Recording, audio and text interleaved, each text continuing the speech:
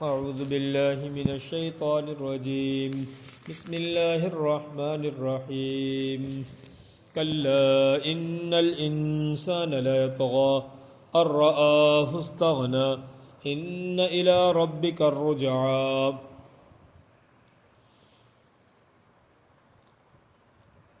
اوپر 5 آیتوں کا بیان ہوا ہے اور یہ 5 آیتیں اس پر سب فقہا اور مفسرین متفق ہیں کہ یہ ابتدا میں نازل ہوئی تھی، جن کا بیان ہو چکا۔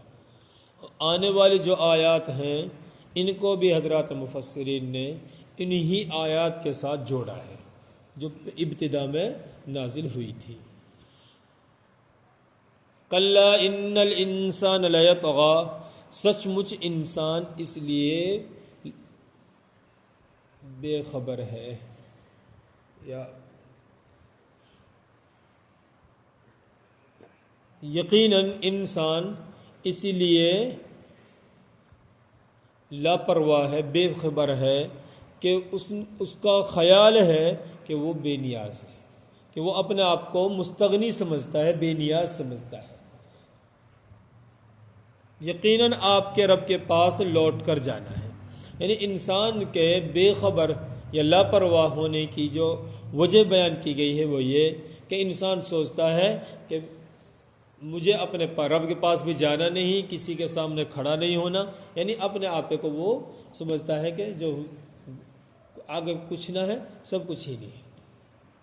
جب اس کا یہ خیال رہے گا تو وہ بے خبر اور لاپرواہی سے زندگی گزارنے کو ہی ترجیح دے گا۔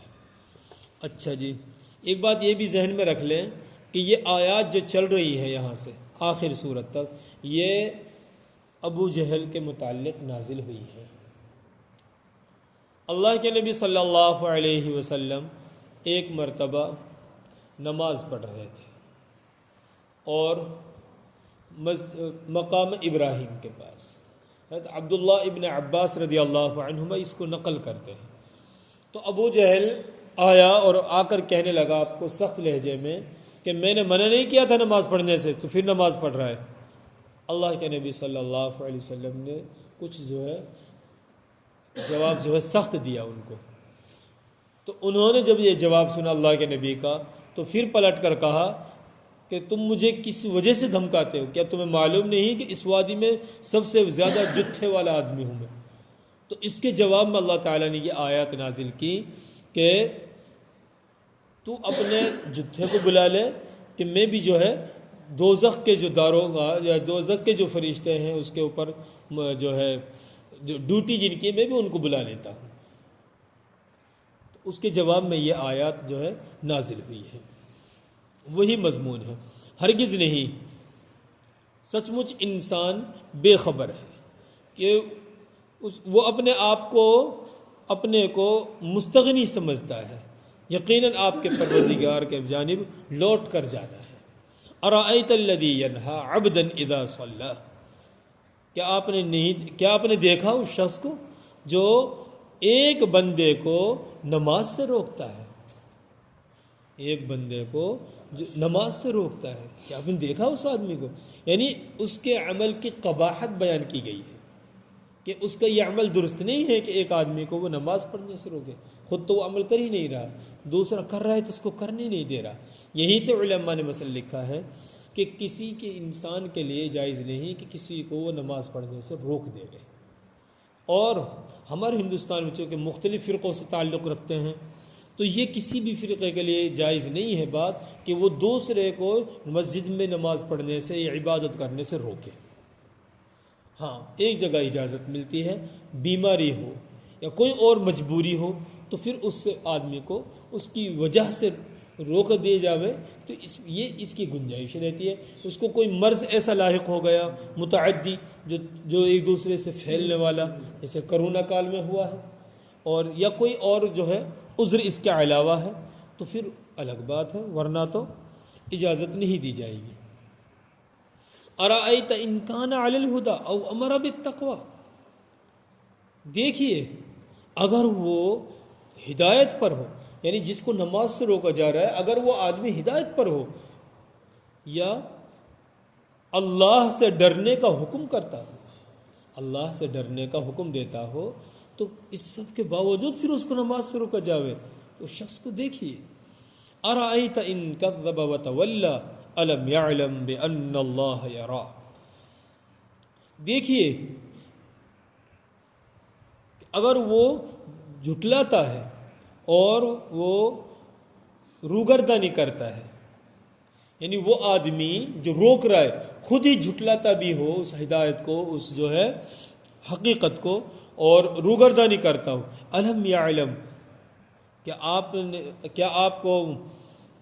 کیا اسے نہیں معلوم بأن اللہ یرا، کہ اللہ تعالیٰ دیکھ رہا ہے؟ کیا اس کو یہ خیال نہیں، کیا وہ یہ نہیں جانتا کہ اللہ دیکھ رہا ہے؟ کلا، ہرگز نہیں، لئن لم ینتہ، اگر وہ باز نہ آیا، اللہ نے جواب دیا اگر وہ باز نہیں آئے یعنی اپنی اس حرکت قبیحہ سے، لنصفعا بالناصیہ، تو ہم پیشانی پکڑ کر اس کو گھسیٹیں گے۔ ناصیتن، یہاں پیشانی سے مراد وقار ہے۔ ابو جہل نے اللہ کے نبی صلی اللہ علیہ وسلم کو ڈانٹا، آپ کو جو ڈانٹنا تھا آپ کو بے آبرو کرنا تھا، آپ کی عزت سے کھلواڑ کرنا تھا اس کا مقصد، تو اللہ رب العالمین نے یہی اشارہ اس کی طرف دیا کہ اس کی پیشانی پکڑ کر اس کو گھسیٹا جائے گا، یعنی اس کو اس قدر ذلیل کیا جائے گا۔ آگے فرمائے ناصیتن کاذبتن خاطئہ، ایسی پیشانی جو جھوٹی ہے اور خطا کار ہے۔ یہاں پہ جھوٹی پیشانی اور خطا کار سے مراد اس کا وجود ہے، یہاں اس کا اس سے وجود مراد ہے، کہ یعنی اس کے عمل اور اس کی حرکتیں یہ ناقابل برداشت ہیں، یعنی کہ یہ بہت زیادہ نازیبا حرکتیں کر رہا ہے۔ فَلْيَدْعُ نَادِيَهُ، اب چونکہ اس نے اپنے جتھے کا حوالہ دیا تھا، اللہ تعالیٰ فرماتے ہیں تو چاہیے کہ وہ اپنے لوگوں کو بلا لے، وہ اپنے جتھے کو، اپنے لوگوں کو، اپنی جو ہے ٹولی کو بلا لے۔ سَنَدْعُ الزَّبَانِيَ، جلد ہی عن قریب ہم دوزخ کے فرشتوں کو بلائیں گے، یعنی اس کے مقابلے میں اللہ تعالیٰ نے فرمایا ہم دوزخ کے فرشتوں کو ہم بھی بلائیں گے، اور پھر جو ہے اس کو جو ہے سمجھ آ جائے گی بات۔ زبانیہ سے مراد دوزخ کے اوپر جو مسلط ہیں فرشتے، وہ فرشتے مراد ہیں۔ کلا، ہرگز نہیں، یا دیکھیے، لا تطیعہ، آپ اس کی بات نہ مانیے۔ اللہ نے اپنے نبی کو فرمایا کہ آپ اس کی بات نہ مانیے، یعنی اس کی بات پر یا اس کے جو اکڑ پر یا اس کے جو ہے جتھے کوئی خیال مت کیجیے، اس کی بات نہ مانیے۔ وسجد، اور آپ جو ہے نماز پڑھیے، سجدہ کیجیے، نماز پڑھیے۔ سجدے سے مراد یہاں نماز ہے، چونکہ آپ کو نماز پڑھنے سے روک رہا تھا تو اللہ نے حکم دیا۔ اور سجدہ کہنے کی وجہ ایک یہ بھی نقل کی گئی ہے کہ بندہ اللہ کے نبی صلی اللہ علیہ وسلم کو فرمان ہے کہ بندہ سب سے زیادہ اللہ کے قریب اور اللہ تعالیٰ کو سب سے زیادہ محبوب بندہ سجدے کی حالت میں ہوتا ہے، جس وقت بندہ اللہ کے سامنے سجدہ ریز رہتا ہے، پیشانی کو زمین پر رگڑتا رہتا ہے، رگڑے ہوئے ہوتا ہے، وہ سب سے زیادہ اللہ کے قربت کا وقت ہے۔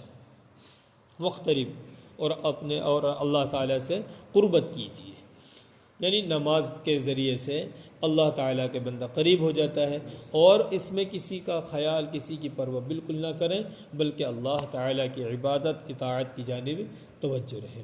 حضرت ابو ہریرہ رضی اللہ عنہ فرماتے ہیں اس موقع کے اور اس آیت پر، فرماتے ہیں کہ میں نے اللہ کے نبی صلی اللہ علیہ وسلم کے ساتھ، آپ نے جو ہے اذا السماء انشقت اور اقترب سورہ اقرا اس کی تلاوت کی، اور فرماتے ہیں حضرت ابو ہریرہ رضی اللہ عنہ میں نے آپ کے ساتھ سجدہ کیا، یعنی اس جگہ سجدہ کرنا اس آیت پر واجب ہے، لہذا ہمارے ساتھی بھی، آپ حضرات بھی اس آیت کریمہ پر سجدہ ضرور کریں گے۔ صدق اللہ العظیم۔